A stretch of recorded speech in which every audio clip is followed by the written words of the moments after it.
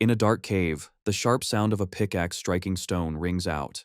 A young man with white hair pauses as he notices glowing blue droplets leaking from a crack in the ceiling. His eyes widen with excitement. He has finally found his target. He carefully positions a bottle to catch the falling liquid, identifying the glowing substance as ink. The young man thanks the small black cat on his shoulder, Nero, acknowledging the discovery was only possible because of him. He looks toward the light at the cave's exit, thinking that if he brings this ink back, the pioneering corps might finally accept him. Relieved, he walks out of the cave and stands on a gray wasteland, looking toward a massive, radiant metropolis in the distance. Inside that bright city, a crowd cheers for the arrival of elite warriors known as colorists, who walk proudly with vibrant hair colors. Two citizens admire the warriors, discussing how the team successfully took down another giant creature. They know that as long as these heroes are around, the shining city will remain safe. However, the scene shifts to the darker, grimmer Shadow District. A line of people waits outside a building where a bulletin board announces the entrance exam for the C-rank Pioneering Corps, stating that anyone with color is welcome. Suddenly, the white-haired young man is violently thrown out, crashing onto the ground. Two examiners look down at him. One yells that this place is not for people like him. The young man stands up in frustration, holding out the bottle of blue ink. He demands to know the problem, insisting the ink proves his qualifications. The examiner points a finger accusingly at the boy and spells out the harsh reality: he is rejected because he is colorless. He explains that in this world, roles are decided at birth and mocks the boy for not knowing his place. The red-haired examiner unleashes a surge of red energy, calling the young man a damn colorless. The white-haired protagonist flinches, groaning in pain as the energy washes over him. Standing at the top of the stairs, the examiner lectures the kneeling boy about pioneers. With an arrogant expression, he declares that only chosen people like himself are capable of becoming one. The examiner explains that the Black Lands outside the city are a place where the weak cannot survive, a terrifying landscape swallowed by darkness and filled with dangerous beasts known as creatures. He glorifies the pioneers who risk their lives to explore, gather resources, and fight these monsters for humanity, earning the title of heroes. Returning to the present, the examiner stares coldly at the protagonist, stating that for a colorless person, achieving such things is impossible. He insults the boy, telling him to know his place and stick to menial work. He issues a final threat, warning the boy he will die if he comes back, and slams the door shut. Left alone, the protagonist looks down as a soft sound comes from his chest. Nero, the black cat, pokes his head out of the boy's jacket. The protagonist pets the cat gently, saying they can just try somewhere else because he is used to this kind of rejection. Despite the humiliation, he forces a determined smile and promises Nero he will become the greatest colorist ever. He quickly tucks the cat back inside his clothes, worried someone might see him. The protagonist walks through the industrial streets, wondering where to go next. As he walks dejectedly, he hopes to find a place that will accept them, unaware he is being watched from above by a man with green hair. Later, the protagonist stands in a busy plaza, checking his notebook. He violently crosses out another location in a book filled with crossed-out names, realizing he has been rejected everywhere. He sighs, exhausted and defeated. Resigned, he approaches a building with a sign that reads, "Mari Workshop," muttering that it can't be helped. He opens the door and calls out to the owner. Inside, a girl with white hair and goggles pushes up her glasses and welcomes him back with a cheerful smile. Mari notices the protagonist's gloomy expression and guesses he failed another exam. As Nero hops onto the table, she greets the cat warmly. She tries to cheer the protagonist up, insisting the examiners are blind to his talent. However, he remains discouraged, asking what good his strength is if no one will accept a colorless person. Mari argues that his skills are proven by the fact he successfully brings back resources from the dangerous Black Lands. The protagonist stays humble, claiming his survival is only possible because Nero helps him. Changing the subject, he places the bottle of blue ink on the table and asks if she can buy it. Mari is delighted and agrees to pay him well. She pours the blue liquid into a pipe system, complaining that ink prices have skyrocketed due to shortages. The protagonist notes this scarcity is why people are calling for more pioneers. A view of the machinery shows their livelihood depends on these colorful fluids. The protagonist sighs, frustrated that no corps will hire him. Mari asks if he has thought about her previous suggestion. When he hesitates, saying the place she mentioned seems a bit... Mari abruptly slams a piece of paper on the table, shouting that he has to try everything. The flyer reveals a recruitment notice for the S-rank Dawn Pioneering Corps, stating the entrance test is open to all and is based strictly on skill. The protagonist stares at the paper in shock. He admits he always hesitated to apply to the prestigious S-rank corps, assuming he would fail. He wonders if a place like that would really recognize his skills. Mari encourages him to take the chance, reiterating that if it is truly skill-based, he might finally get the acknowledgement he deserves. She smiles, reminding him he has wanted to be a colorist for a long time. A flashback shows a young, lonely protagonist in the rain clutching Nero, revealing he has held this dream since childhood. Mari assures him she will always support him. Bolstered by her confidence, the protagonist smiles and decides he can't hesitate anymore. He firmly grabs the recruitment flyer. With renewed determination, he waves goodbye to Mari and leaves the workshop. Walking through the quiet alleys of the Shadow District, the protagonist clutches the flyer, thinking he needs to prepare thoroughly for the exam. Suddenly, he halts as Nero reacts to a presence behind them. A voice casually asks what is wrong, and a hand holding a wooden wand tipped with a glowing green orb appears from the shadows. The green-haired man who had been spying on him aims his wand directly at the protagonist, a magical crosshair locking onto his back. Without hesitation, he fires a blade of green energy. The protagonist turns in shock, but he is too slow. The energy blast strikes him violently, causing him to scream in agony. As he collapses, the green-haired man and his assistant stand over him. The attacker mocks him, noting that although he dodged a direct kill shot, he will be dead soon anyway. Bleeding and unable to move, the protagonist lies on the pavement while the attacker coldly remarks that no one cares if a colorless person dies. The protagonist weakly calls out to his cat. Seeing Nero's terrified face peeking from his clothes, the boy uses his last ounce of strength to urge the cat to run away. The scene shifts to an industrial area marked with a warning for an ink waste disposal site. The protagonist groans as he regains consciousness, only to see the green-haired man smiling down at him. The man holds him by the collar, dangling him over a massive vat of black sludge. He taunts the protagonist, saying it is unlucky for him to be thrown in while still alive. The attacker explains that the pit contains ink waste, a deadly mixture that dissolves anything it touches, ensuring no body will remain. Terrified, the protagonist struggles and demands to know who this man is and why he was attacked. The green-haired man reveals that he and his partner were shocked earlier when spying on him. A flashback shows that while watching, they hadn't been interested in the boy, but in the creature hiding in his jacket. The man explains that a creature with the intelligence to follow a human is an incredible discovery. He calls Nero a true rarity as he tightens his grip on the protagonist's throat. Behind him, his assistant holds up a small cage. Inside, Nero sits trapped and crying while the protagonist looks on in horror, realizing his companion has been captured. Desperate, the protagonist grabs the green-haired man's collar, screaming at him to let go of the cat. The attacker is unimpressed, mocking the boy's anger as pathetic. His eyes glowing with greed, he explains the creature is too valuable for a colorless owner and will be sold for a huge sum on the black market. He easily overpowers the boy, choking him and lifting him into the air, sneering that the pet is too good for him. As he hangs helplessly, the protagonist scolds himself for being careless in the Shadow District. He reflects on his lonely past, thinking that while he has always endured discrimination, he absolutely refuses to lose Nero, his only family, over something like this. With a burst of fury, he warns the man not to mess with him and tightens his grip on the attacker's arm. The green-haired man pauses, noticing something strange. His expression shifts from arrogance to shock as energy crackles around his face. A swirling green aura flows from the attacker into the protagonist's hands, and the man cries out in panic, feeling something being forcibly sucked out of his body. Terrified by this unknown sensation, the man violently shakes the boy off, throwing him backward into the vat of toxic ink waste. The attacker dismisses the encounter as a waste of time, while Nero cries desperately from his cage.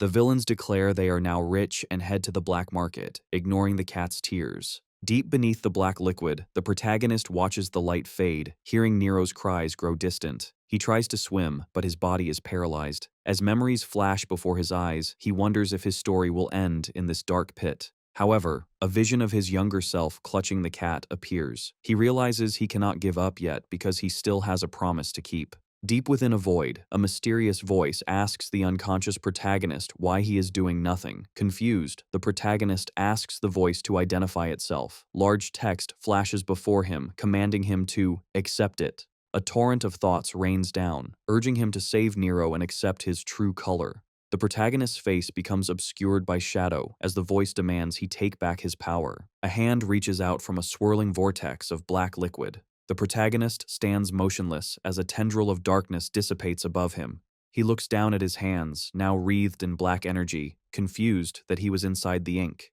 His memories are fragmented, but he pushes those thoughts aside to focus on what matters. Now a silhouette of shadow with glowing white eyes, he questions what he has become. A soft whimpering sound cuts through the silence, catching the entity's attention. He looks up to see two blurry figures standing high above, holding a small cage. Inside, Nero cries out. The sight of his companion snaps the protagonist back to reality, and he affirms he must save Nero. He reaches a hand of darkness toward the men. Suddenly, a massive geyser of black energy erupts from the depths. The green-haired man and his assistant recoil in terror, screaming. They look down into the disposal pit and are shocked to see the deadly pool of ink has vanished, leaving only a lone, dark figure standing at the bottom. The entity, emanating an ominous aura, begins to walk toward them. The green-haired man trembles in fear, his eyes wide with disbelief. As a gigantic claw of shadow descends upon them, he stammers, wondering if this terrifying being is a creature. The aftermath of the explosion leaves a scene of total devastation in the Shadow District. A frantic older man screams at a police officer, insisting he saw a small hand suddenly spring out from nowhere, causing a massive eruption of dark energy that wrecked the entire area. As the dust settles, medics carry away the unconscious bodies of the green-haired attacker and his assistant. A new group of arrivals observes the victims. A man with red hair and a woman with blue hair look down at the injured men, noting that these B-rank pioneers have completely lost their color. The blue-haired woman is baffled, unable to understand what could drain a person's color, but her companion suggests they focus on their mission. The red-haired man states they came because of reports of a large creature appearing within the city. The police officer on site is stunned to realize he is speaking to a high-ranking colorist. He nervously asks why such elite individuals are in the Shadow District, and the blue-haired woman politely explains they are there to investigate. The red-haired man asks to be shown the impact site, and the intimidated officer leads the way. The two investigators stand before the massive crater. The red-haired man inspects the debris and notices dark stains, while his partner confirms there are traces of a creature. She points out it is highly irregular for one to appear suddenly inside the city, especially in the outskirts, explaining that usually only small animals are found within the city walls. Looking into the deep pit, the red-haired man wonders if they are dealing with a new monster variant. He looks bored but serious, realizing that tracking this unique entity will be troublesome since it doesn't fit the usual patterns. The scene shifts to a desolate landscape where rubble is piled high. In the darkness, a cat cries out. Kay, lying in the shadows, groans in pain. He feels a rough tongue and wakes up to find Nero licking his hair. Overcome with relief, Kay immediately pulls Nero into a tight hug, overjoyed that the cat is safe. However, the physical pain hits him, and he winces. Kay sits up, confused, and tries to piece together what happened. He remembers the bastards who attacked him and threw him into the vat, recalling falling into the toxic black liquid and sinking.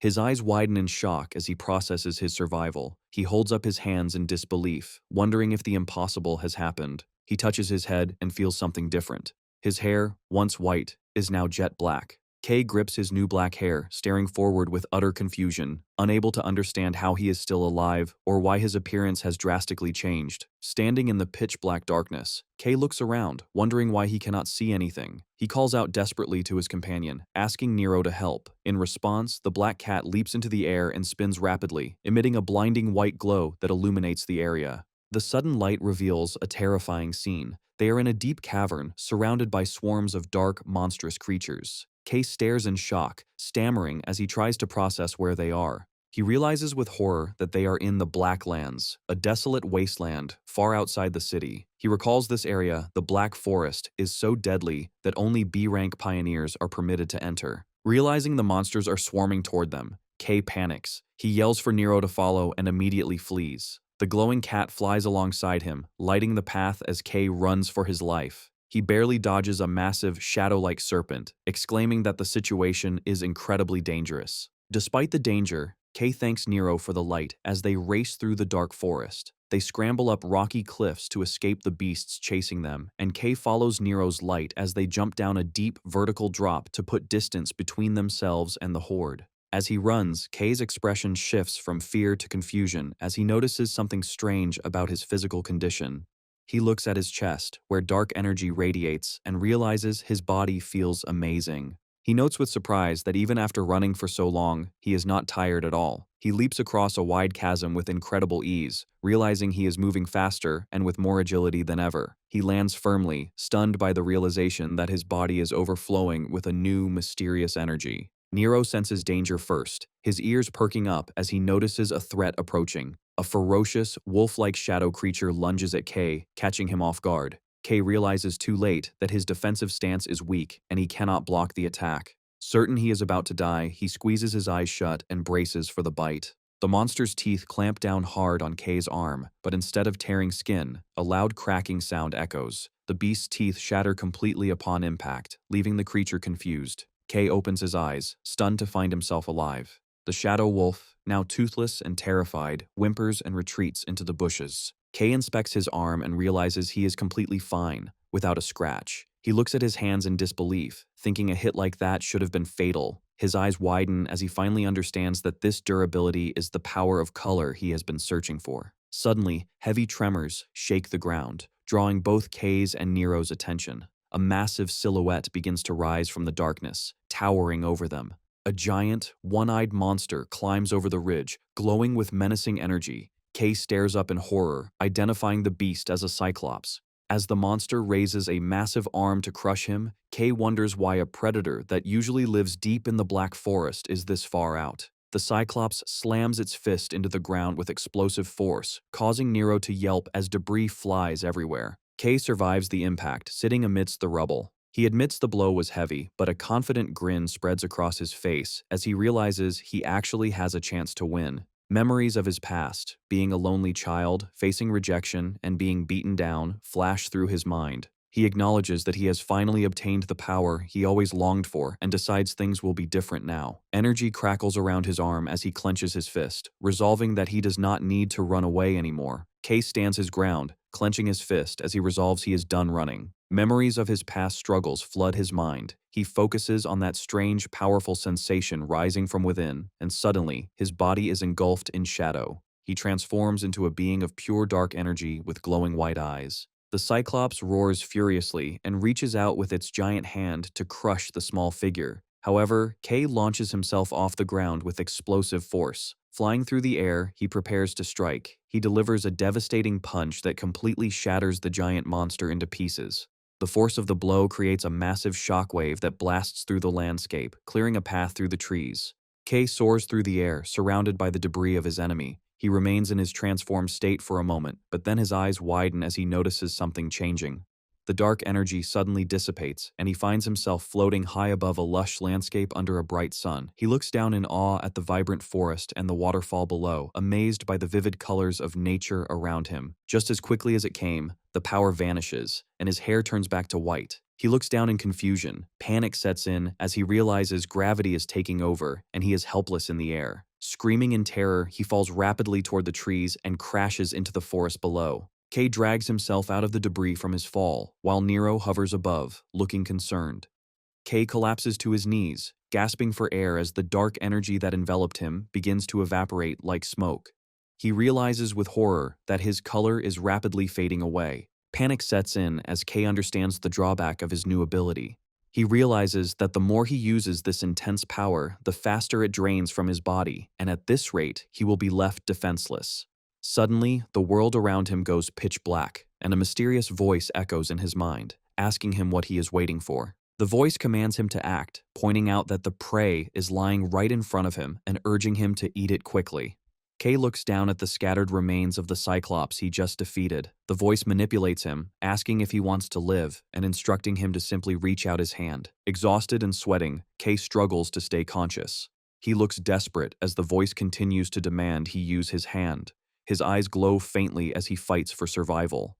Trembling, he obeys the instinctual command and reaches his hand toward the monster's remains. Kay places his hand firmly on the carcass of the Cyclops. Immediately, a dark technique activates, and he begins to absorb the shadowy energy lingering in the monster's body. Nero watches with wide, shocked eyes as his owner performs this terrifying feat. A massive pillar of black light erupts from the forest, piercing the sky as Kay fully consumes the energy. As the light fades, Kay is left panting heavily, the exhaustion slowly leaving his body. He leans back against a rock, his hair black once again, and his energy restored.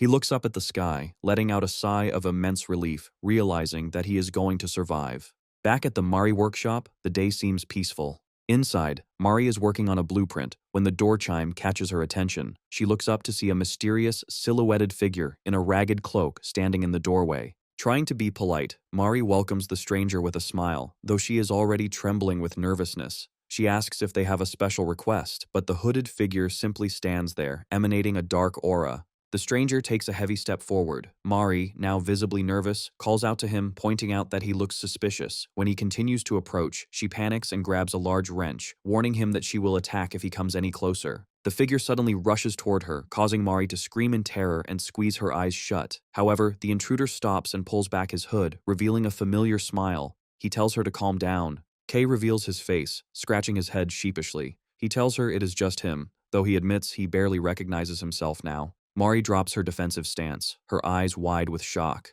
She stammers, unable to process the drastic change in his features. Her voice echoes outside as she screams in disbelief, demanding to know what happened to his appearance. Mari is shaking, clutching a metal pipe in fear as she faces the hooded figure. Suddenly, her fear turns into explosive rage. She pulls out a hammer and a wrench, screaming that she won't forgive the bastards who hurt him. She swings the tools wildly, shouting that they deserve to have their heads smashed, while Kay frantically tries to calm her down, assuring her he is fine. Realizing it is truly him, Mari sets the wrench down, admitting she got carried away because she was terrified after losing contact with him. Her expression softens into a relieved smile, and she tells Kay she is happy he is safe. Kay apologizes for making her worry. Internally, Kay reflects on the absurdity of his situation, thinking that surviving a fall into toxic ink and gaining a color is unbelievable. He voices a concern to Mari, noting that his new color is black, which is associated with monsters, and wonders if people will look at him in a bad light. However, he quickly brushes the worry aside, deciding that what matters is that he finally has the chance to become a colorist. He declares he will go straight to the Pioneering Corps entrance exam and thanks Mari for her help. Kay then sheepishly asks if he can borrow some clothes, promising to return them. Mari looks exasperated, sighing and asking how many times he is going to beg. However, she smiles warmly, telling him to consider it an investment in a future colorist. She suddenly grabs Kay's hand and pulls him along, telling him to follow her. Kay looks surprised as she cheerfully announces she has the perfect items for him. The scene shifts to a large crowd of aspiring pioneers, marching up the stairs of a massive Colosseum-like building. Inside, hundreds of participants gather on the floor, which is marked with large white square platforms, preparing for the exam. Among the crowd, a group of 3 men chats nervously. A man with blue hair and the number 183 on his chest tries to calm his anxious friend.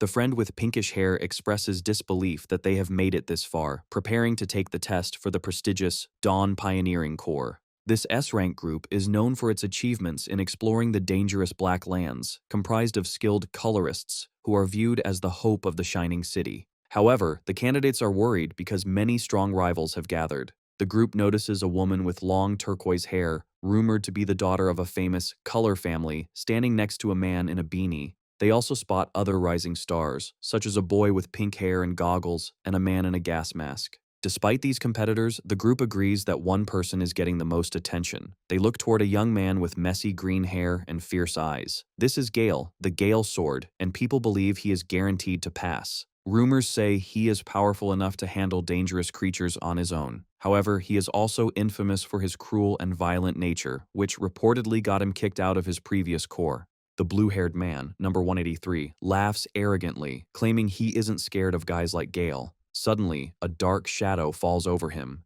Gale appears directly behind the boasting man, daring him to say that again. The blue-haired man freezes in terror as Gale looks down on them with contempt, calling them ridiculous brats. Gale walks away, sighing with disappointment. He complains that despite this being an S-rank exam, the competition is incredibly low. As he looks out over the participants, he mentally crosses them all out, thinking there isn't a single standout among them. However, his eyes narrow as he spots one exception, the turquoise-haired girl. He identifies her as Ellie Cyan, the second daughter of the Cyan family. Gale smirks, admitting she is at least decent enough to be noticed. As he reaches a hand out toward the crowd in his imagination, he wonders with anticipation how they will all react to the upcoming test. A mechanical speaker crackles to life, calling for the candidate's attention. Gale and Ellie turn their heads toward the stage as the voice declares that the entrance exam for the Dawn Pioneering Corps is officially beginning. A man with bright blonde hair and yellow eyes stands on the podium, announcing that the test starts now. The crowd gasps, realizing the examiner is a famous colorist from the Dawn Pioneering Corps. The candidates whisper excitedly, recognizing him as a hero who made huge contributions to a recent creature hunt. They realize that if an elite colorist like him has shown up, the Corps must be serious about this recruitment. The candidates feel an overwhelming presence radiating from him, noting that S-rank Corps members are on a different level. The examiner looks down at the crowd and welcomes them. He thanks everyone for applying, acknowledging they all have their own goals, whether money, power, honor, or duty. However, he states coldly that none of those reasons actually matter. His eyes glowing, the examiner explains that in the end, only skill allows a person to achieve anything. He declares they are looking for overwhelmingly strong candidates capable of venturing into the Black Lands to reclaim human territory. He tells them to look around, stating that mediocre people are not needed and that they will start immediately. He gestures to the square platforms on the ground, announcing the first test will be a tournament. He explains that combat ability is the most important skill for a pioneer because the world outside the city is a brutal place where only the fittest survive. He clenches his fist and commands the candidates to prove their abilities. He explains that those who pass the first round will be decided by the tournament results and instructs them to step onto the stage when their number is called. The examiner calls out number 126 and number 286. Gale, number 126, steps forward with a serious expression. The crowd murmurs, calling Gale a heavyweight and expressing pity for whoever has to fight him so early. Gale, however, lets out a wicked smile, thinking he is lucky to have some fun right from the start because he was dying of boredom. His eyes narrow with predatory excitement as he wonders how he should play with his opponent. Gale notices someone approaching the stage, wondering what is up with the creepy guy walking toward him. Standing opposite Gale is a figure completely hidden in a ragged cloak wearing the number tag 286. Gale analyzes him, thinking the hooded figure's stance looks awkward and weak. Gale grips the hilt of his weapon, deciding talking doesn't matter anymore. He draws his sword with a sharp sound, declaring he is tired of being quiet. Unleashing his power, he swings his blade, creating massive streaks of green wind energy, deciding not to hold back. The spectators watch in awe, recognizing the signature technique as the Gale sword. As glowing green swords materialize in the air around him, the crowd praises him as a genius for handling such advanced swordsmanship at his age. Gale stares intensely at his opponent, challenging the hooded figure to try and block his attack. With a burst of speed, Gale stomps the ground to gather momentum, threatening to shred his opponent if he fails to defend himself. He charges forward with incredible force, surrounding himself in a whirlwind of energy. The hooded figure stands completely still and silent, unmoving in the face of the approaching attack. As Gale descends from the air, swinging his blade down with a shout, the hooded figure simply steps in and delivers a devastating left hook to Gale's face.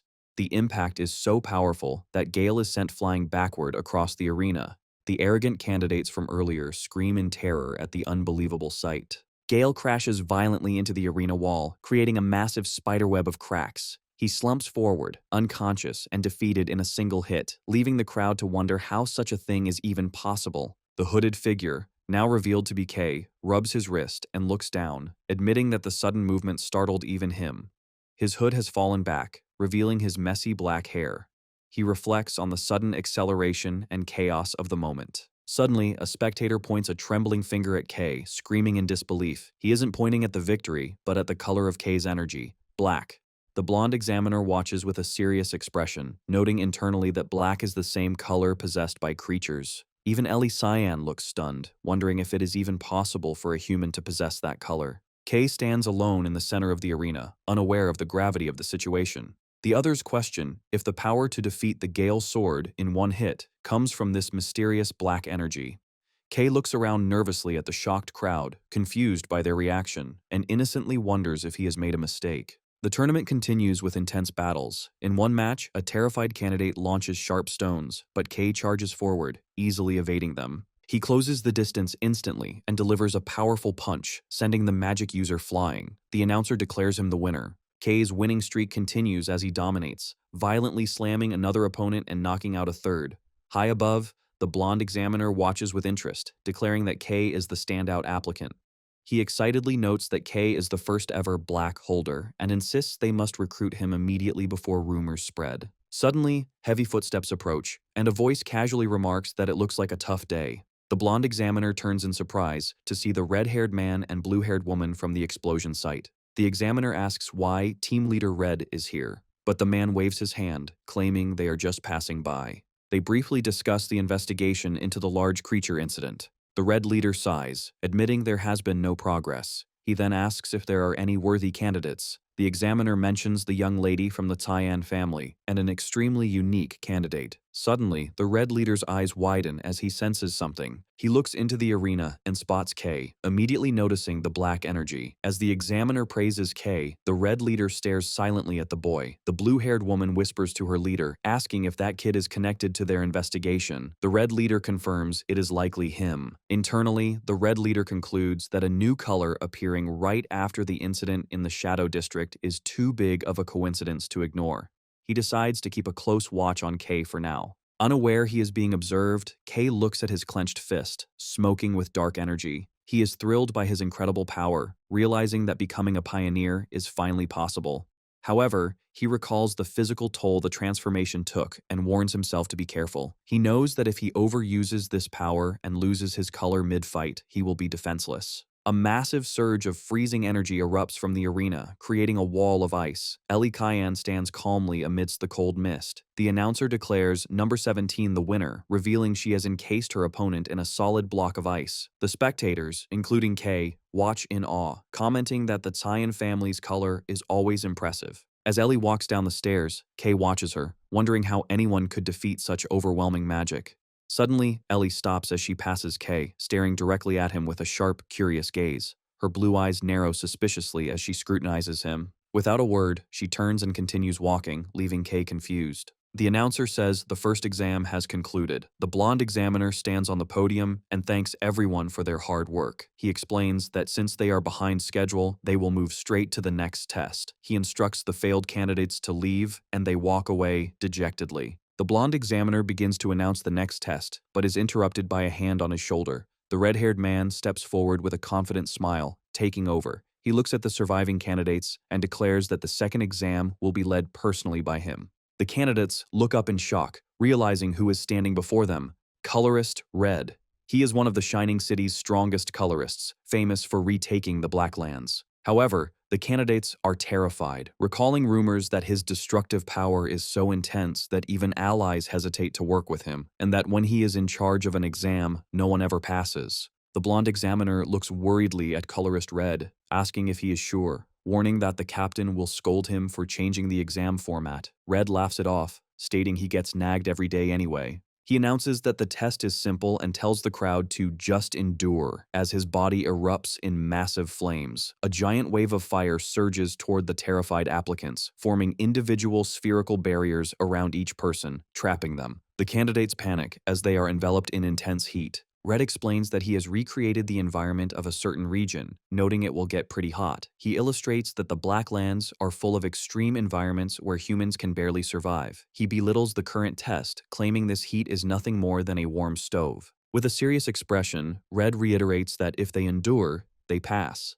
However, his eyes narrow coldly, as he adds that anyone unable to withstand this heat never had the qualification to become a pioneer. Inside the fire spheres, the candidates are suffering. One man realizes he cannot scratch the barrier, while others scream in agony. They wonder in terror what kind of hellish place the Blacklands must be if this is considered mild. Watching from the side, the blonde examiner notes that despite rumors, Red's skills haven't dulled. He marvels at Red's incredible control, observing how he instantly covered so many people. He acknowledges that this power is what one expects from someone at the peak. Suddenly, a loud cracking sound cuts through the air. Red and his assistant look over as one of the fire barriers turns blue and fractures. A massive surge of ice energy explodes outward, shattering the fire sphere. Amidst the falling shards of ice, Ellie Kyan stands tall, having broken free. Red looks at her, admitting that this is pretty good. He reflects that while the Kyan family's power is a natural counter to fire, his own power is usually strong enough to overwhelm that advantage. Staring at the young woman, Red concludes she might actually deserve to be called a real prodigy. Red wonders about the other candidate they were interested in.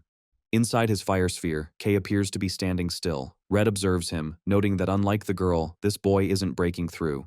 He admits he didn't expect much from him. However, inside the barrier, Kay is panicking, screaming internally that he is in big trouble. He realizes he used too much of his color during the fight with the Gale Sword. He looks at his hand in horror, noticing his black energy is leaking out and draining faster in the heat. Kay imagines a terrifying future where his power runs out. He knows if he is revealed to be colorless, he will likely be experimented on.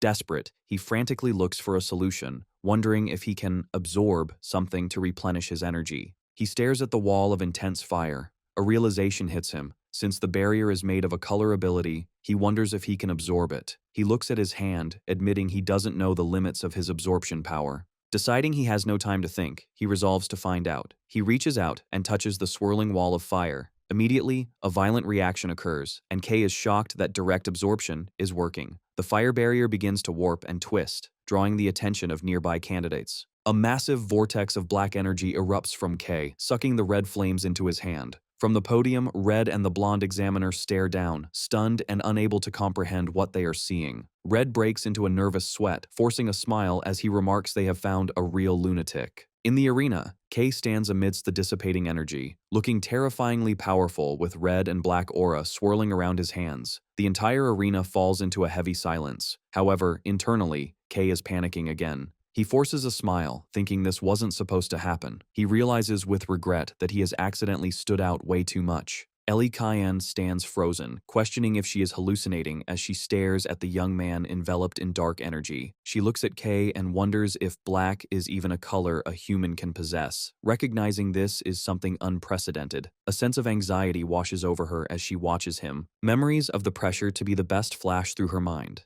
She is forced to admit that Kay is undeniably strong. She realizes that even with her full power, she could not guarantee a win. As Kay walks away, Ellie thinks that there is something about him that cannot be explained by strength alone, asking herself what he actually is. She quickly shakes her head, trying to dismiss the disturbing thoughts. Colorist Red approaches Kay and casually wraps an arm around his shoulder, telling him next time won't be like this. Red smiles, remarking that the black ability to suck everything in was wild and he cannot hold back his curiosity. He guides Kay away, suggesting they have a private conversation to protect Kay's privacy while he satisfies his own questions. Kay, sweating nervously, asks about the exam status. Red assures him that with a power level like that, he obviously passes. Kay is stunned, realizing drawing so much attention worked in his favor. He is overcome with emotion, thinking he has finally achieved his dream of becoming a pioneer. Suddenly, the blonde examiner yells at Red for acting on his own. Red laughs it off, asking his colleague to overlook it just this once. The examiner sighs and announces that despite the interruption, the exam will continue. He clarifies that number 17, Ellie, has passed because she broke the barrier, but the other candidates will undergo an additional test. Ellie ignores the announcement, her gaze fixed on the dark tunnel where Red is leading Kay away. The scene shifts to an industrial setting. Red stands outside a car with Kay, while the blue-haired investigator sits in the driver's seat. Red tells her to wait. Kay looks at his surroundings, and his expression turns to pure shock. He stares at a massive landscape of rubble and destruction, realizing with horror that Red has brought him back to the exact location where he fell into the ink waste. Colorist Red looks over the devastated ruins, remarking that it is an ugly sight. He explains that a major incident occurred here, causing Kay to freeze. Red recounts that for the first time in history, 2 pioneers were found completely drained and colorless. He adds that eyewitnesses saw a massive creature at the site. Red turns sharply toward Kay, pointing out the suspicious timing. He notes that shortly after that creature appeared, Kay emerged as the first person to possess the color black, calling it a coincidence. His eyes glowing, Red analyzes Kay's power, describing it as an ability that absorbs other colors. Kay sweats nervously as Red stares him down, declaring this is a completely foreign ability. Internally, Kay panics, realizing Red suspected the connection from the start. He frantically wonders if he can run, but looking at the man's overwhelming aura, he realizes it is impossible to escape from a hero. Suddenly Red laughs, breaking the tension. He waves his hand, admitting he was just testing Kay, but complains Kay's honest reaction took the fun out of it. Kay looks at him in confusion. Red clarifies that while his official job is to investigate the incident, he is personally more interested in Kay's unique ability. Red explains that color powers normally cannot mix at all. However, he observes that Kay's ability seems to ignore those rules. He recalls the second exam, pointing out that K clearly couldn't control his power then. K stammers, trying to explain, but Red interrupts him. The colorist's body begins to glow with red energy, and he states that they need to run a test. K looks at him, confused. Red extends his hand, explaining that he needs to understand how the ability works. He smiles confidently, challenging K to try absorbing his energy now. K panics and tries to refuse, warning Red it is too dangerous. Red simply laughs, telling the rookie he is far too early to be worrying about someone of his level. K falls silent, looking intense and nervous as Red commands him to stop talking and just try it. Black symbolizes the Black Lands, an ominous force that devours everything.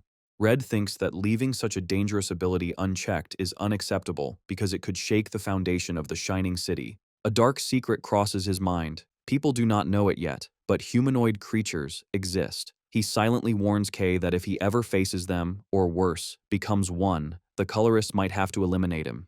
K sighs, sensing the terrifying pressure radiating from Red. Despite the intimidation, K agrees to the test. He grabs Red's wrist, nervously asking for confirmation that if anything goes wrong, it won't be his fault, while dark energy rises from his body. The moment they touch, a shockwave of energy distorts the air. K gasps as red energy violently surges into his arm, contrasting with his own black aura. He realizes he has made a mistake. A massive explosion of fire erupts from the contact point, causing K to scream in agony. Inside the inferno, he shouts for Red to stop, admitting he cannot control the power and that it feels like molten lava is boiling inside him. In his vision, Red appears as a towering, godlike silhouette of pure fire, reinforcing why he is a hero. Red stands calmly within the flames, observing.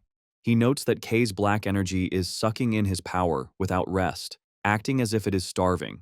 He realizes that because K's power is immature, strong individuals can resist the absorption, but this ability would be instantly fatal to most ordinary people. As the flames swirl, Red's eyes narrow with deeper curiosity. He thinks what they saw during the exam cannot be the full extent of the ability. He decides he wants to know not just how K absorbs colors, but how those absorbed colors are used. The situation escalates as the energy between the two violently reacts. Red watches as the black energy from K's arm begins to warp and spike, mixing with the red aura. Suddenly, a massive explosion of red and black energy bursts outward. Red is pushed back by the blast. He stares in shock at the figure emerging from the smoke. K has partially transformed. The right side of his body is now encased in a jagged demonic armor of solidified red and black energy. Red grits his teeth, realizing this form is ominously familiar. As he looks at the monstrous clawed hand and glowing eye, Red admits to himself that he would believe he was looking at a creature. The resemblance confirms his suspicions, and he realizes with certainty that K was behind the incident where the other pioneers lost their colors. K struggles to maintain consciousness. Red decides that his priority is safety and resolves to put out the fire before K goes on a rampage. He summons a ball of flame, preparing to subdue K by force. However, K lets out a low growl, causing Red to pause as the boy seems to be fighting something else. The scene shifts to K's internal perspective, a pitch-black void filled with demanding red text. The voices of the power scream at him, demanding intense color and urging him to bring more. K gasps in the real world, distressed by these intrusive voices. The voices continue to tempt him, telling him it is wasteful to hold back and urging him to take it. K mentally screams at the voices to shut up and stay still. With fierce determination, K's visible eye glows red. He rejects the temptation, ordering the power to shut up and stay crushed as he exerts his will over the chaotic energy. A shockwave blasts outward as he forcibly compresses the energy back down. The jagged armor dissipates, leaving Red with a look of genuine surprise. K is left panting heavily from the exertion. Red looks at him, impressed and stunned, asking if the rookie actually managed to suppress that overwhelming power on his own. K is left panting, his heart racing. He thinks it is insane that he survived and frantically wonders why he went berserk. He glances up nervously, terrified he lost control in front of a colorist. Knowing he needs to understand his ability, he hesitantly approaches the older man. Red, however, looks delighted. He admits he was caught off guard because the power K absorbed was stronger than he expected, but he grins and declares the experiment a success because it was fun. He tells K that if he wants to achieve anything, he has to be willing to take risks. Red decides that is enough for the test, but then pauses, saying there is one more thing. He reminds K that he is the investigator assigned to the destruction incident at this very spot, and his duty is to find the culprit. With a calm but threatening smile, he points out that the person in front of him looks like a perfect suspect. Kay freezes, his face pale with panic. Red explains the gravity of the situation. He recalls how witnesses saw a massive shadow creature, warning Kay that more people are interested in this case than he thinks. He argues that once rumors about Kay's black ability spread, it will be easy for authorities to pin the blame on him. He gestures to the ruined industrial district, noting the damages will cost hundreds of millions. He adds that if the city leadership decides Kay is too dangerous, he could be banished or turned into a lab rat. Kay grits his teeth in frustration, realizing he is trapped. He knows there is no way to prove his innocence. Suddenly, Red offers a lifeline. He suggests that if Kay agrees to come under his command, he might be able to do something. Without a second of hesitation, Kay bows at a 90-degree angle, loudly shouting that he puts himself in Red's care. Red tells him to listen to the full condition first. He clarifies he won't fix everything for free. In exchange, Kay will have to grant him a few favors. He asks if Kay thinks he can handle that. Kay forces a desperate, trembling smile. Internally, he screams that anything is better than owing millions or becoming a science experiment. He loudly agrees, promising to do absolutely anything Red needs. In the desolate wasteland, a small creature trembles in fear just moments before a massive wheel slams down, narrowly missing it as a heavy vehicle roars past. A large, armored transport truck drives through the foggy, rugged terrain of the Blacklands. Inside, Kay looks out the window, thinking this is his first time traveling this far out and wondering if this is his first real step as a pioneer. Suddenly, his thoughts are interrupted by Gale, a green-haired man who glares at him, calling him black-haired one. Gale rudely tells Kay he is being distracting and orders him to shut up, though Kay hasn't said a word. Kay looks at him with a confused expression. Kay sits awkwardly in the transport bay. He thinks starting as a pioneer immediately was what he wanted, but the atmosphere is tense. He glances at the furious Gale and the silent Ellie Cyan, questioning if being on the same team is the right move. A flashback reveals a conversation from the day before. Red asks a surprised Kay if he is ready to join the exploration, explaining he needs him to go to a specific spot in the uncharted area. Seeing Kay's nervous expression, Red laughs and tells him not to worry. Red shows Kay a map, assuring him he won't be alone. He explains that new recruits who pass the exam will also be deployed to the area, and that the official roadmap will be announced soon. Kay just needs to be at the location on time. Back in the present, Kay looks at his teammates, noting they were already on the truck. It is revealed that because Red's interference compromised the previous exam, the participants were given another chance. Many skilled individuals, including Gale, passed strict additional tests. Meanwhile, Ellie Cyan, the top-ranked rookie, joined Red's team at her own specific request. Gale stares at Kay with intense resentment, unable to believe he was humiliated by a fool. He thinks back to their fight, convinced he only lost because he let his guard down for a moment, and vows it won't happen again. He threatens Kay, warning him to be ready once the exploration ends. He mutters that if Ravian hadn't been behind him, Kay would already be dead. Ellie Cyan interrupts, coldly telling Gale to stop talking, mocking him that he would probably fall in one hit again. Gale turns to her in fury, asking what she just said. Ellie dismisses him, stating that Gale is no match for Kay. Kay looks at Ellie with surprise and hope, thinking maybe she is someone he can relate to. However, Ellie turns her cold gaze to Kay, confusing him by mentioning a past agreement they supposedly made. She glares at him, stating that the loser needs to stay quiet and follow orders, leaving Kay bewildered. Kay stands awkwardly between the two hostile pioneers, feeling the pressure. He sighs, realizing the team dynamic will be difficult to manage. The scene shifts as the transport vehicle moves across the dark waters of the wasteland towards a distant facility.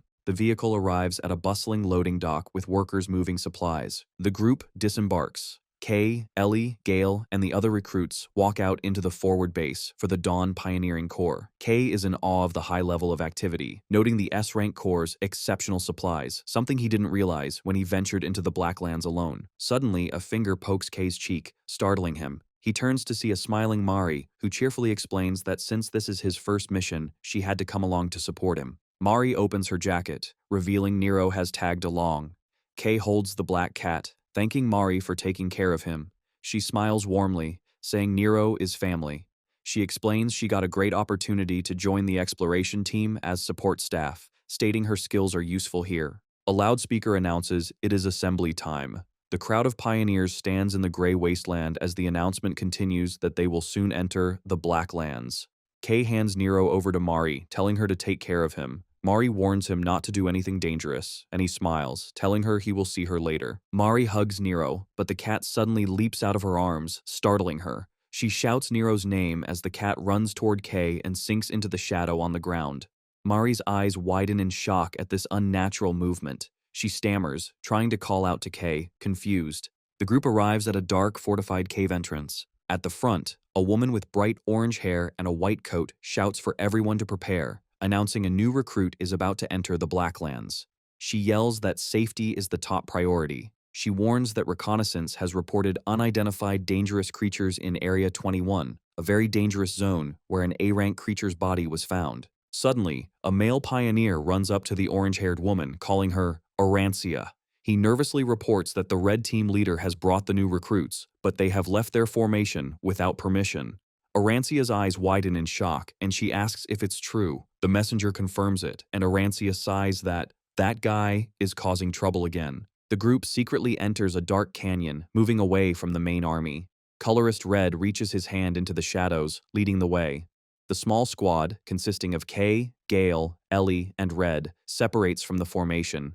Kay nervously asks the team leader if this is okay, pointing out that the main team is heading in a different direction. Red confirms that their destination is different. Kay looks back at Gale and Ellie, worried because the squad is all new recruits. Gale suddenly snaps, demanding to know why he and Ellie had to follow, shouting that he heard Red only intended to take Kay, and he feels insulted. Red smiles, his red aura flaring. He explains that his personal guidance isn't something just anyone can receive, so it wouldn't be fair if Kay was the only one to benefit. He assures the angry Gale that while he won't spoon-feed them, he also won't let them get seriously hurt. He cuts the conversation short, ordering them to move out. Kay's eyes widen as they encounter enemies. Deep inside a cavern, the group is surrounded by shadow creatures.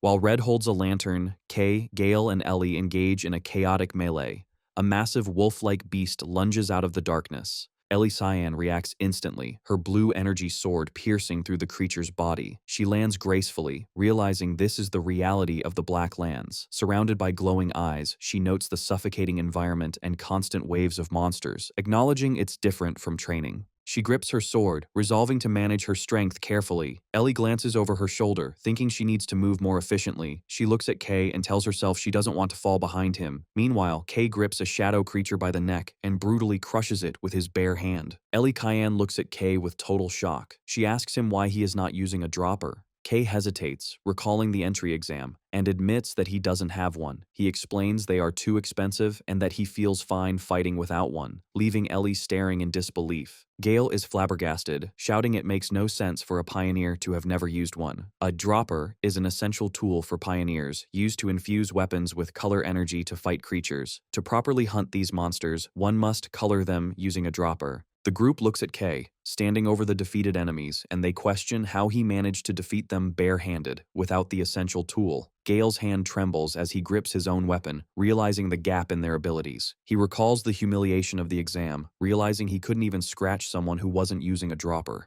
Gale grits his teeth in frustration. He glares at Kay's back, swearing to himself that he will crush Kay with his own hands one day. As they continue deeper into the cave, Red leads the way with a lantern while Gale follows, seething with anger. Red glances back at his squad with a smirk, thinking it is not bad to see two geniuses being motivated by a rookie. He smiles, believing things are only going to get more interesting. He cheerfully urges the group to give it a bit more effort, telling them they are almost there and suggesting they finish quickly to have a party. After the battle against the shadow beasts, the carcasses of the wolf-like creatures lie scattered. Colorist Red calls for a 10-minute break, though he warns the group, Gale, Kay, and Ellie Cyan, that the real mission has not yet begun. Gale sighs, complaining he has used up a significant amount of his color energy. He pulls out a small bottle of glowing green liquid. As Gale drinks, Kay identifies it as personal ink. This is a specially refined alchemical ink, an essential but rare supply for pioneers that restores their color. Because it must be crafted to match the user's unique color, it is insanely expensive. Kay watches with envy as both Gale and Ellie drink their custom inks, wishing he had the funds for such luxuries. Kay quickly dismisses the thought, walking away from the group. He reaches his hand out toward a defeated shadow creature's corpse. A massive swirl of dark energy erupts from its body as Kay activates his ability, absorbing the shadow directly into his hand. The black energy flows into him. Kay clenches his fist, his energy fully restored, and announces his recovery is complete. He turns back to his teammates, who are staring with horror and disbelief. Ellie hesitantly asks if he is sure he is okay.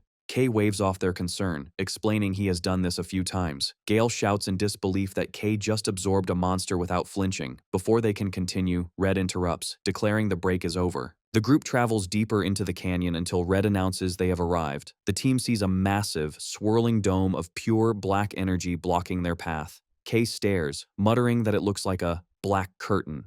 Red smiles at Kay's stunned expression and reveals that this dark barrier is the specific reason he brought Kay along. To demonstrate, Red summons a ball of red energy and unleashes a powerful beam at the black dome. The attack hits the surface, but instead of breaking through, the energy is instantly swallowed by the darkness. Red explains that if anyone tries to force the barrier open, it absorbs the power and becomes tougher. He notes that this is very similar to Kay's own ability, which is why he had a hunch that Kay would be the only one capable of erasing it. Red points toward the dark wall, revealing that the path to the ruins lies inside. He announces that within those ruins hides their true objective, the Stella fragment. Kay's eyes widen in shock. The other recruits are confused. Gale asks what Stella is, and Ellie admits she has never heard of it. Red assures them it exists and that the Shining City is desperate to find it. He points a finger at Kay, ordering him to get rid of the curtain. Kay steps forward toward the towering wall of darkness. As he touches it, his absorption ability activates, and the barrier's black energy begins to flow violently into his hand. A massive vortex forms as the giant dome is funneled into Kay. Red, Gale, and Ellie watch as the obstacle is devoured.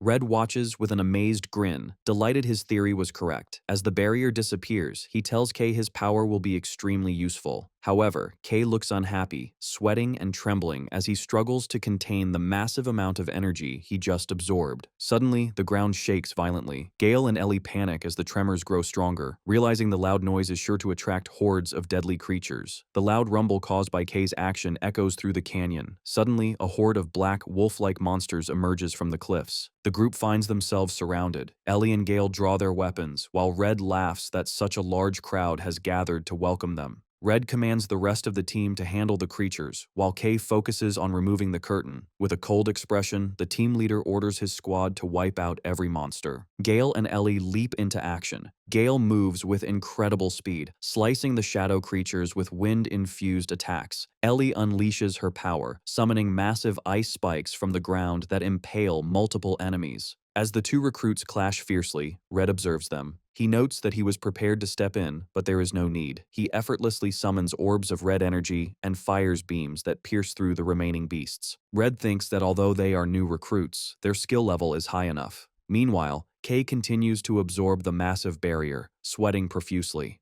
Red smiles, thinking how nice it is when his subordinates do the hard work. While Red stands guard, Kay struggles with the volatile energy, kneeling on the ground. He notices the curtain's power feels strangely similar to his own, wondering if it's because they share the same black attribute. He realizes the danger. If he loses focus, the curtain's massive energy will reverse the flow and steal his color instead. Kay grits his teeth, refusing to be overpowered, and declares that he is the stronger one. With a final effort, the absorption completes. He stands on the path's edge, panting heavily, and confirms he has absorbed everything. He looks down at what was hidden behind the barrier and is shocked to see a massive, pitch-black pit with no visible bottom. He wonders if this terrifying abyss is the entrance to the ruins. Having finished his task, he turns and calls out to the team leader, reporting the curtain has been successfully removed. With the barrier removed, Red praises Kay for a job well done. He calls out to the rest of the team, announcing the curtain is down and ordering them to finish cleaning up.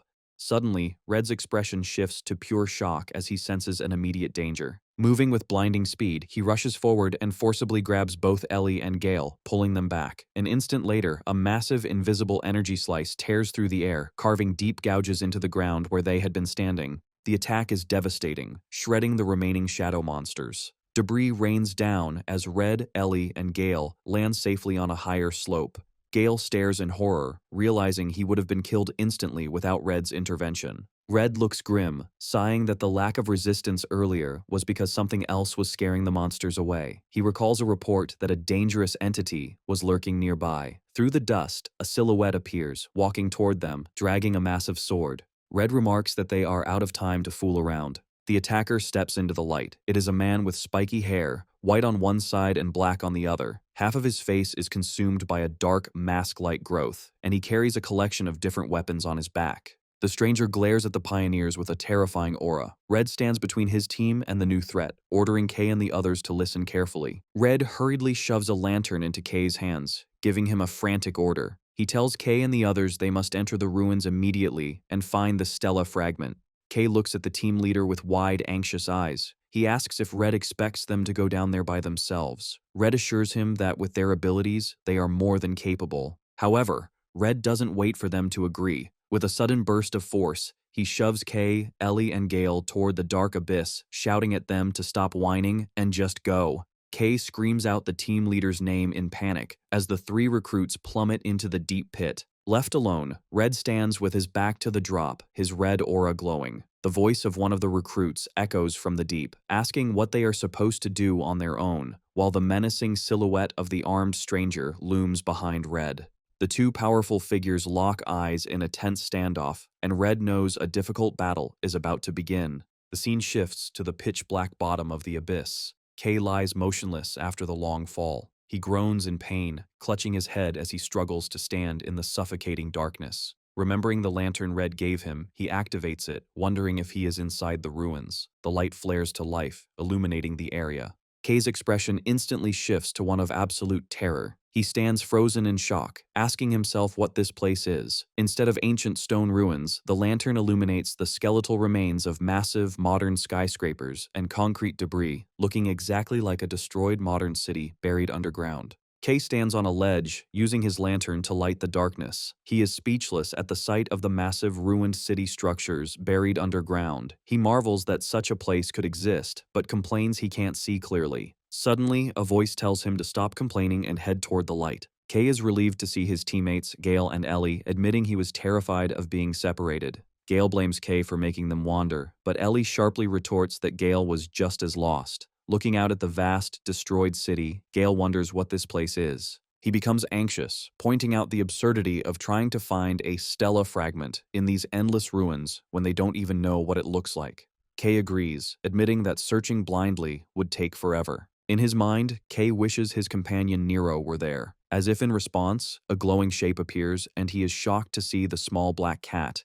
Nero, at his feet. Kay panics, wondering how the cat followed them. Ellie notices the animal and asks if it is a creature. Kay breaks into a cold sweat, thinking he is in trouble now that his secret pet has been discovered. However, he quickly calms down, realizing this might be a good opportunity to prove the cat's worth. He calls out to Gale and Ellie. Holding Nero, Kay smiles confidently and announces he has a way to find the Stella fragment easily. The group gathers as Kay explains that the little creature he has been raising will lead them to the objective. Gale shouts angrily, refusing to believe it. However, while Gale argues, Ellie completely ignores him, captivated by the cat's cuteness. Kay decides to demonstrate Nero's abilities. The black cat cries out from Ellie's chest, then leaps out of her arms, startling her. Mid-air, the cat transforms into a swirling vortex of energy. A blinding light erupts, illuminating the dark ruins and leaving the group in shock. The ball of light streaks forward, creating an illuminated path, and the three pioneers follow it. As they walk, Gale expresses his disbelief, questioning how a creature can have such intelligence and a special ability. He demands to know where Kay found it. Kay ignores him and interprets the glowing cat's movements, telling the group that Nero says the Stella fragment is right there. Suddenly, the creature notices a trail and shoots away. The trail of light winds through the ruined city, and the group arrives at a massive concrete structure.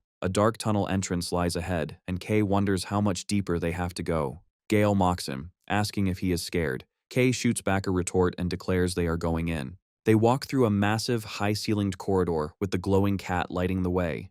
Kay remarks that the facility is much larger than he expected. Suddenly, he notices Nero hovering in front of a large metal door and concludes it must have found something important. The silence is broken by the heavy sound of a massive mechanical foot. Kay freezes as a giant metal leg lands right in front of them. The recruits look up to see a towering, rusted automaton standing before them. Gale is confused, noting it looks different from the biological creatures they are used to fighting. Suddenly, the robot activates a scanning beam, sweeping a sheet of light over Ellie Cyan. The machine processes her data, displaying a hex code for her bright blue color. The scanner then moves to Gale, registering his green color code. The beam finally lands on Kay, who nervously realizes the machine is scanning their colors to identify them. The machine completes the scan, displaying the hex code for absolute pitch black. Upon detecting this, the robot's eye glows brighter. It announces it has detected the color of the Black Witch and, identifying Kay as a threat, declares it will begin elimination. Confused by the title, Kay is hit by the robot's devastating punch before he can react. He is sent skidding backward, groaning in pain but managing to block the direct hit. He glares up at the machine with fury, shouting in frustration. Kay shouts defiantly at the machine, declaring they will not hold back.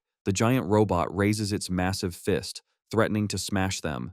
Kay charges forward, his fist colliding violently with the machine's metal arm. He recoils in pain, wondering why its armor is so tough. Gale watches in confusion as the robot prepares another heavy punch. Ellie steps in, striking the machine with her rapier, but sparks fly as her blade hits the armor. She stares in shock, realizing she hasn't left a single scratch. Ellie panics, wondering if her powers are ineffective against a machine. Meanwhile, Kay analyzes the opponent, noticing the glowing core in its chest. He sees liquid swirling inside and identifies it as the weak point. Kay dashes forward, throwing a sharp left hook. Suddenly, the robot reacts with unexpected speed, swinging its arm like a club. Kay barely manages to evade the heavy blow. He retreats, frustrated that his normal attacks are having no effect. A realization hits him. He remembers the time his body was coated in black energy and decides to use that power. Knowing a full transformation consumes too much color, he compromises by concentrating all his energy solely into his right fist, coating it in a dense layer of black aura. With his preparation complete, Kay leaps into the air and swings his enhanced fist with everything he has. The blow lands perfectly, piercing straight through the robot's chest and shattering its core. The force of the punch completely destroys the machine's upper body. The robot's head flies off, and the light in its eye fades. Kay stands amidst the wreckage, letting out a sigh of relief as Gale and Ellie watch in silence. Amidst the debris, Kay notices a round object and picks up the robot's core, thinking Mari would be happy with it as a gift. Suddenly, Gale yells at Kay, demanding to know what that power was. He and Ellie corner Kay, bombarding him with questions. Kay nervously deflects their questions by claiming the technique drains his color severely. As he speaks, the large metal door behind them begins to slide open, revealing a pitch-black void. Suddenly, Nero flies out of the darkness, crying out in panic. The cat hovers near Kay, shaking in fear. Kay looks toward the dark doorway, sensing something strange. Despite the cat's warning, he steps closer, admitting he can't see anything inside. As his fingertips make contact, the black surface ripples like water. Suddenly, the darkness erupts outward. Massive tendrils of shadow surge from the doorway, enveloping the group. Gale and Ellie scream as they are dragged toward the entrance. Helpless against the force, all three are sucked into the black void. The group falls through an endless black space, landing in a new, pitch-black environment. Gale groans in pain, complaining about the fall and the darkness. He lifts his hands to check on himself, then pauses, noticing something strange. He looks down at his chest and grabs his jacket in pure shock, realizing his color, the green that defines his power, has completely vanished, leaving him in black and white. Kay and Ellie stand beside him, equally horrified. The entire world around them, including their bodies, has lost all saturation. They stand in this monochrome reality, confused and terrified, wondering what has happened to them. Away from the underground ruins, a small scorpion scurries across the wasteland with the radiant, shining city in the background. Somewhere in the city stands the Eastern Government Office. Inside, a large official known as the Chief yells in anger, demanding to know if he has been located.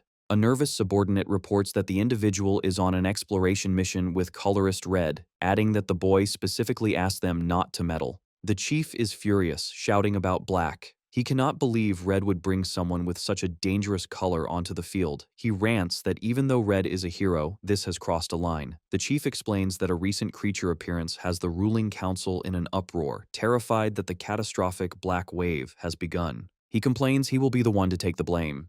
As he speaks, a young woman with pink and yellow hair smiles teasingly, noting that the chief is very angry again. The woman, Camellia, the leader of the Dawn Pioneering Corps, advises the chief to calm down before he ends up in the hospital.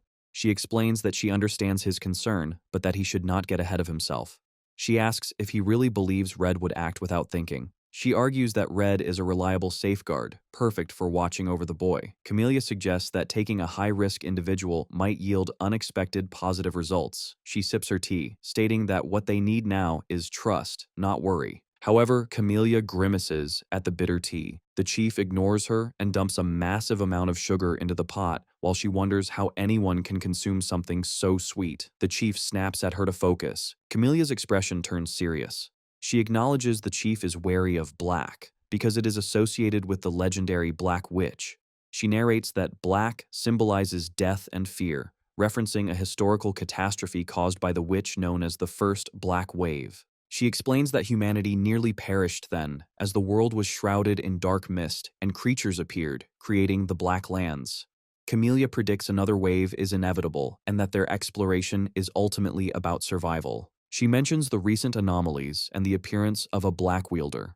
With a determined look, she tells the chief they must use every ounce of power available, even black, and urges him to persuade the council. The chief looks resigned, admitting it's not as easy as it sounds. However, he looks at a dossier containing a photograph of Kay and promises to try his best. Staring at the image, the chief muses that perhaps the city's fate might revolve around this one boy. Meanwhile, the three pioneers stand in an endless, pitch-black void, their bodies glowing as white outlines. They are confused about where they are. Gale turns to Kay in a panic, pointing and screaming that their colors have disappeared, demanding to know why Kay still has his.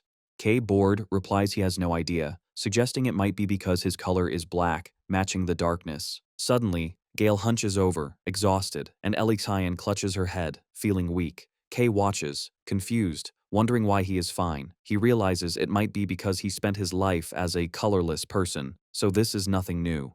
Gale mentions a bizarre sensation inside his body. He squints and sees a faint, glowing light pulsating within him, like a core. Suddenly, creepy whispering sounds rain down on them. They look around in alarm. Terrified, Gale shouts into the darkness, demanding whoever is whispering show themselves. Kay listens, wondering if it's the same voice that usually speaks to him, but realizes it's something different. Just then, a dark, ghostly silhouette of a woman with long hair emerges from the shadows. Kay senses the presence and turns sharply. Gale and Ellie freeze in shock, stammering in fear, unable to identify if the ghostly form is a creature.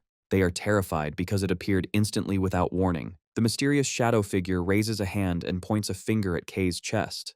Kay freezes, his eyes widening as he realizes he is being singled out. His mind is violently pulled into a chaotic vision of a swirling vortex of energy consuming a city. The scene shifts to a terrifying, blood-red nightmare of a world in ruins, overrun by massive beasts. A giant eye opens in the sky above a horde of shadow creatures, while a terrifying, multi-eyed beast glares from the crowd. The vision cuts to the face of the mysterious woman with long hair, staring at him with one glowing eye. Kay finds himself standing before a massive, overwhelming blue energy, unsure if he is seeing a memory or reality. His confusion deepens, and he questions his own identity. Deep in his subconscious, a voice from a bright light states that he needs a name. A blurry, smiling figure from his past gives him the name Kay, encouraging him to find his own light and color. The vision ends abruptly, and Kay snaps back to the present with a loud gasp. He looks terrified, sweating as the shock of the memory hits him. He stumbles in the void, clutching his head and panting, cursing why such unpleasant scenes are forcing their way into his mind.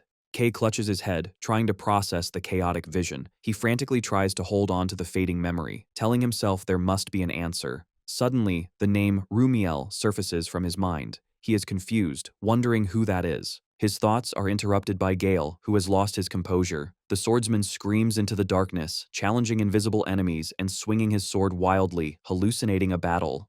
Kay turns to see Gale swinging his weapon dangerously close to a cowering Ellie Cyan. Gale cries out, completely detached from reality. Ellie trembles, begging him to stop. Ignoring her pleas, Gale continues his rampage, shouting for everyone to die. His eyes are blackened and bleeding, showing the void has driven him mad. Meanwhile, Ellie Cyan is trapped in her own nightmare. Tears of black liquid stream down her face as she clutches her head, apologizing to her sister, reliving a traumatic memory. Kay watches with concern, realizing his teammates are deteriorating. He understands the creature and this space are corrupting them, and decides they need to escape immediately. Suddenly, a familiar Q sound echoes. Kay looks up to see a glowing white shape flying toward him. He smiles in relief, realizing Nero is safe. He greets the cat, asking if he is okay. Nero flies around frantically, gesturing toward the distance. Kay understands Nero is telling him something is over there. The cat flies off, leaving a trail of light. Kay decides to follow the path. However, Kay pauses and looks back at his teammates. Gale is still swinging his sword violently over the traumatized Ellie. Kay realizes he cannot just leave them. He turns to Nero and asks if the cat can use his abilities to help. A massive surge of purification light erupts from the cat, enveloping Gale and Ellie. Inside the light, the dark corruption begins to evaporate. Ellie and Gale stop screaming as the black influence dissipates. Kay watches with satisfaction, noting the light is working. With his teammates protected, Kay tells them to stay there. He turns away, determined to scout the path ahead alone. Kay walks through the pitch-black void, following Nero's light trail. He gets frustrated, complaining that there is still nothing to be seen. As he turns his head, the unsettling whispering sounds return. A mysterious voice echoes, telling him that no color can touch you. Kay looks annoyed, thinking that hearing nothing but riddles is infuriating. Suddenly, a bright star-like light shines in the distance. Kay's expression shifts to excitement, and he begins to run toward the illumination. As he gets closer, his face lights up with amazement. He stands before a massive, glowing structure shaped like a four-pointed star on a stone monolith, realizing he has found his objective. Kay identifies the object as the Stella Fragment, which radiates a powerful holy light. He notes that its glow and shape are different from what he's seen, wondering if every fragment is unique. Deciding not to waste time, he climbs the rocky mound to recover the item and escape the unpleasant dimension. He reaches his hand toward the glowing core. The light swirls violently. Suddenly, a massive surge of energy flows from the fragment into his hand as his absorption ability triggers automatically. Kay is shocked, his body glowing with the absorbed energy. He panics, wondering why his ability activated by itself again. He hopes that since it was only for a moment, it won't be a problem. The dark influence that trapped the group begins to fade. Kay looks up, relieved, as the oppressive atmosphere dissipates.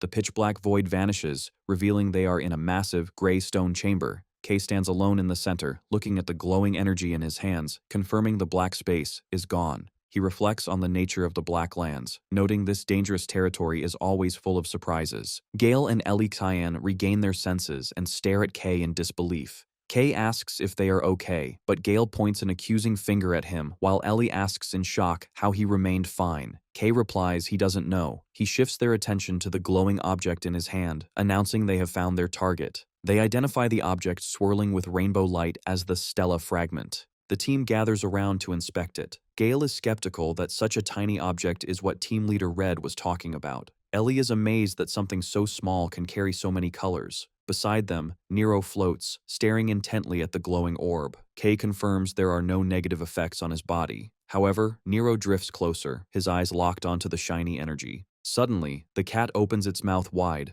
looming over the artifact.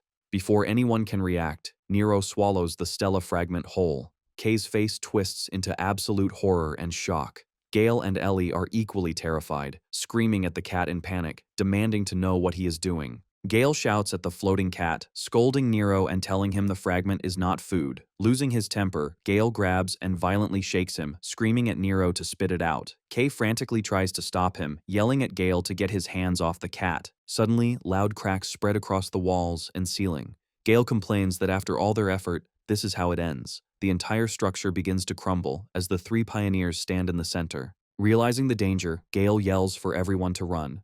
Kay, clutching Nero, runs alongside Ellie Cyan and Gale as the room collapses behind them. They sprint desperately toward the exit, narrowly escaping into the hallway. The scene shifts to a different location. A group of pioneers stands before a massive dead monster. Arancia, the woman with orange hair, inspects a deep slash mark in the ground. She kneels to examine the traces, looking concerned. A blue-haired man asks if she has found something. Arancia confirms with a grim expression that the battle-crazed bastard has returned. She explains the traces belong to a humanoid creature known as the Sword Demon, one of the witch's black hands. She says every time he shows up, he causes trouble, and wonders if the recent surge in monster activity is related to his appearance. The blue-haired man asks if they should continue, but Arancia decides to abort the mission. She states they have secured enough resources and refuses to risk the probationers under her care. Suddenly, Arancia senses a massive energy surge. A gigantic red fire explosion erupts from a nearby mountain. Arancia recognizes the specific fire color, realizing it belongs to Team Leader Red. She stares in shock, realizing that if Red is fighting with that much power, the Sword Demon must be there with him. Invisible energy slashes tear through the air toward the pioneers. Arancia reacts instantly, screaming at her subordinates to get out of the way as a massive cutting wave approaches. As her team scrambles, Arancia draws a massive, mechanical hammer glowing with orange heat. Her expression turns fierce, her eyes glowing with power as she prepares to intercept the attack. With a powerful shout, she leaps and swings her hammer. The impact creates a massive orange energy explosion that collides with the incoming black slash, neutralizing the threat. Landing safely, Arancia declares the expedition is officially over and orders everyone to return to the outpost. She instructs her blue-haired deputy to lead the retreat while she goes to rendezvous with team leader Red. Arancia then launches herself toward the distant mountain peak. The scene shifts to the mountain, where a cataclysmic battle is taking place. Red and black energies collide with explosive force. Colorist Red and the Sword Demon move at blinding speeds, their blades clashing repeatedly. The Sword Demon grabs a heavy spear-like weapon of darkness, his single glowing white eye glaring at Red. With a roar, the demon hurls a spiraling vortex of dark energy toward the pioneer. Red stands his ground, blocking the heavy impact. With a skillful twist, he deflects the dark spear. Undeterred, the Sword Demon charges again, swinging a blade of shadows. Red parries, focusing on defense against the relentless assault. Suddenly, the Sword Demon pauses as he notices a buildup of heat. A massive geyser of red fire erupts from the ground, engulfing the area. The Sword Demon leaps backward just in time, escaping the inferno. The Sword Demon stares through the flames, his glowing eye fixed on his opponent. Suddenly, a voice shouts from above, complimenting Red on his lure attack. Arancia descends rapidly, wielding her massive hammer, and yells a challenge to the demon, daring him to try and dodge. With a wild smile, she taunts the enemy. She swings her hammer down with immense force, creating a shockwave of orange energy. The demon is violently crushed into the ground, unable to evade the surprise attack. Arancia lands gracefully as the debris settles. Colorist Red looks at her with a calm smile and remarks that she is late. Arancia jokes that she almost died, but Red dismisses it. She notes that although she landed a clean hit, it wasn't enough to finish the fight. Sure enough, the Sword Demon's silhouette emerges from the dust. The creature glares at the two pioneers with intense hostility, unharmed. Red remains confident, telling Arancia that dealing with this enemy will be easier now that she is using her color. Arancia, however, warns him not to fight half-heartedly. She admits she is relieved she arrived before things got too serious, explaining that none of the other colorists want to see Red fight at his full strength, implying his true power is terrifying. Red complains about her nagging. Ignoring him, Arancia activates her power, and glowing orange energy rings form beneath her feet. She grips her hammer tightly, surrounded by an aura of light, and declares they will take down another of the witch's black hands. Across from them, the Sword Demon stands silently, his face bulging with fury. While Colorist Red and Arancia prepare to engage the Sword Demon, a strained voice echoes from the cliff edge. Red's eyes widen in surprise, and even the Sword Demon looks confused, pausing to look toward the sound. The Sword Demon stands on the rocky ledge, watching as voices argue below. Finally, Gale, Kay, with Nero, and Ellie Cyan climb over the ledge. Gale collapses, panting, declaring he never wants to go back to the underground ruins. However, Kay suddenly freezes, noticing a terrifying presence. He looks up to see the Sword Demon glaring directly at him. Behind the monster, he sees Red and Arancia glowing with energy, realizing they have walked into a battle. Arancia and Red look panicked, cursing the horrible timing, and rush forward to intercept the monster. Red screams at the trio to dodge. The Sword Demon ignores the powerful colorists and turns his attention to the weak prey. With terrifying speed, the monster charges directly at Kay, Gale, and Ellie. Acting on instinct, Gale grips his sword, and Ellie quickly draws her weapon. Despite their exhaustion, the two charge forward to protect themselves. The Sword Demon swings his massive black blade with overwhelming force. In a single strike, he shatters the weapons of both Gale and Ellie. Ellie and Gale stare in horror. Gale cannot process how his hardened metal weapon was destroyed. Paralyzed by fear, he realizes the power gap is insurmountable and thinks he is going to die. The Sword Demon swings his massive blade downward. A slash of white energy cuts through the air. In a desperate attempt to save his teammates, Kay throws himself in the path of the attack, shielding Gale and Ellie. The strike cleanly chops off his left hand. Kay grits his teeth in agony. Ellie screams his name in terror, and Gale shouts in shock as the Sword Demon looms over them. Kay falls backward, bleeding heavily. The Sword Demon lunges forward, delivering a knee strike to Gale and grabbing Ellie by the throat. He holds her hostage, using her as a human shield. Colorist Red and Arancia arrive but freeze. Unable to attack without killing Ellie, the Sword Demon commands them to stop, ordering them to clear a path and not pursue him. He demands they hand over the key, confusing the colorists. He warns that the girl is in his hands and threatens to kill Ellie if they do not listen. Red narrows his eyes, pondering the situation. Arancia shouts back in confusion, asking what Ki he is talking about. She shakes with fury, calling him a bastard, while Red clenches his jaw, realizing the situation is complicated. Meanwhile, Kay lies face down, his severed arm bleeding. Nero hovers above him, crying out. Suddenly, Kay's remaining hand twitches. The sword demon continues to pressure Ellie, demanding a decision. However, a dark presence rises from the ground. Kay slowly begins to stand, his silhouette looming. The sword demon senses the intense aura and turns his head, confused. He stammers, unable to understand what he is seeing, and asks what Kay is. Kay stands fully upright, his face obscured by shadow. Massive amounts of black energy swirl around his body. The darkness concentrates around his severed wrist, and his arm rapidly regenerates, formed entirely from the black energy. The sword demon stares in disbelief, unable to comprehend how his opponent is standing again after such a grievous wound. He turns, sensing a terrifying pressure, and questions why a human possesses the color black. A silhouette of Kay rises, surrounded by swirling dark energy. The darkness concentrates at his severed wrist, forming a new hand out of pure shadow, and Kay pulls the energy together, fully regenerating his limb. The sword demon is shaken by this impossible feat. Suddenly, a burst of dark force sends him flying backward. Arancia and Colorless Red are stunned. The sword demon gasps, clutching his throat as an invisible force strangles him.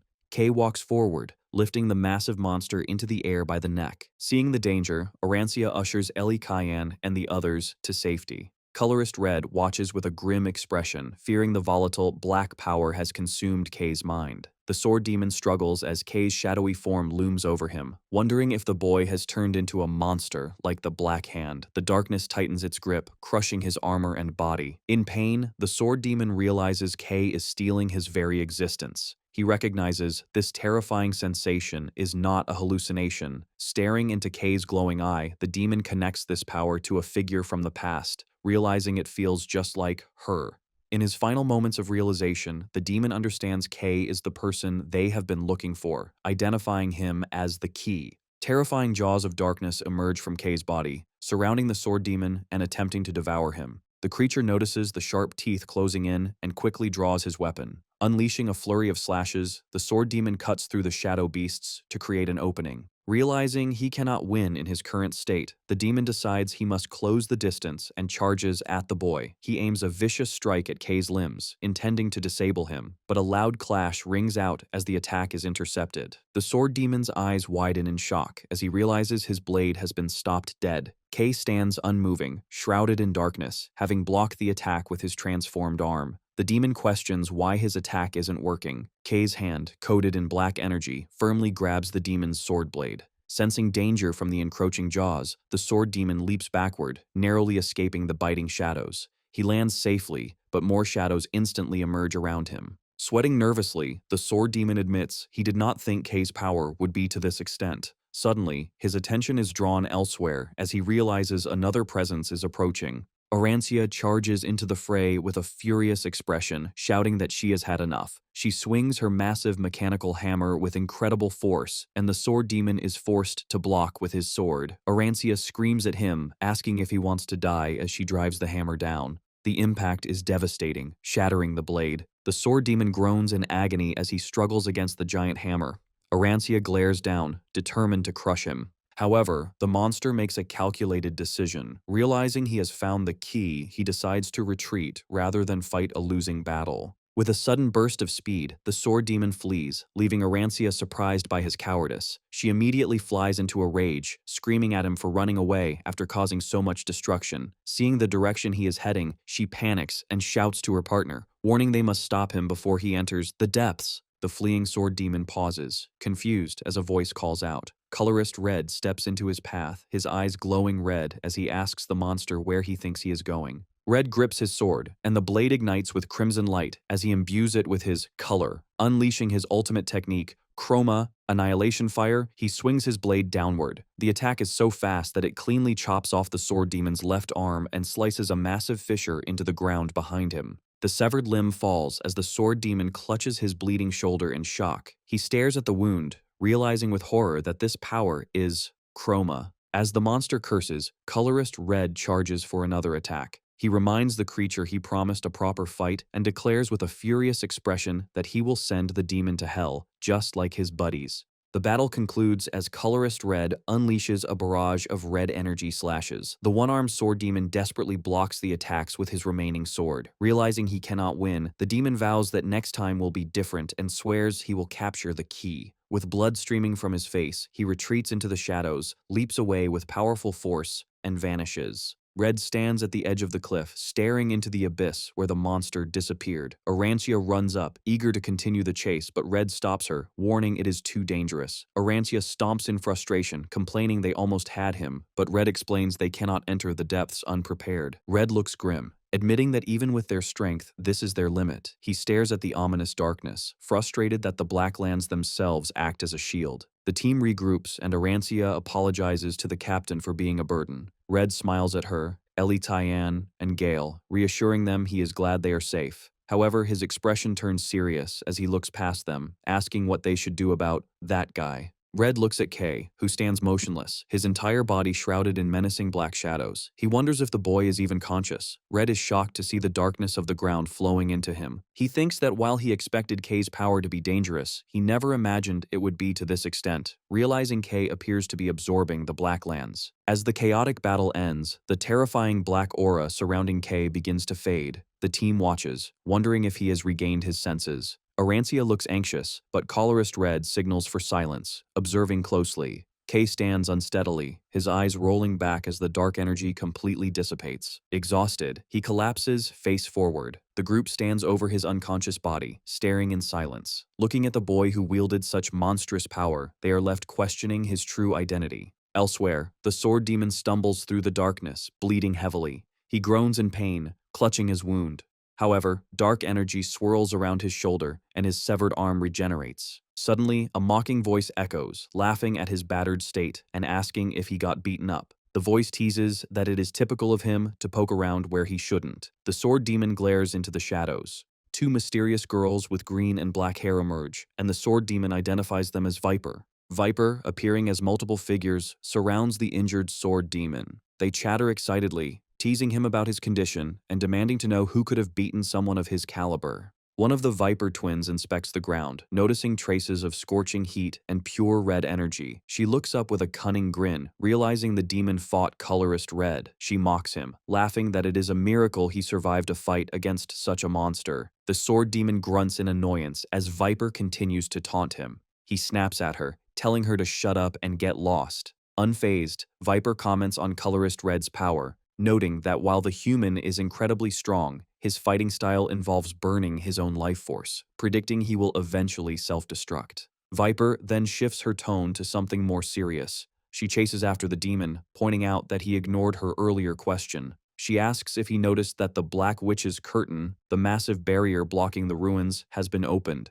She grins maliciously, asking if he saw who did it and how it was opened. The sword demon remains silent, causing Viper to sigh and press him further. Internally, the sword demon calls her an idiot, thinking there is no way he would share such vital information. He realizes that if the identity of the key, K, becomes known, it will be a loss for him. His eyes glow with possessiveness as he vows to be the one to claim the boy. Seeing his refusal to speak, Viper looks disappointed, complaining that he is no fun. She stares at his retreating back, sensing his hesitation. The two Viper twins giggle, mocking the demon for acting so suspicious. They tell him his silence only makes it obvious he is hiding something, calling him a fool. However, the twins quickly lose interest. The dominant twin declares it doesn't matter because they will find out on their own. Viper's eye glows green as she deduces that the curtain's opening is related to the humans from the city. Standing before a colossal tentacled silhouette, Viper suggests that since they have a lead, it is time to make some waves.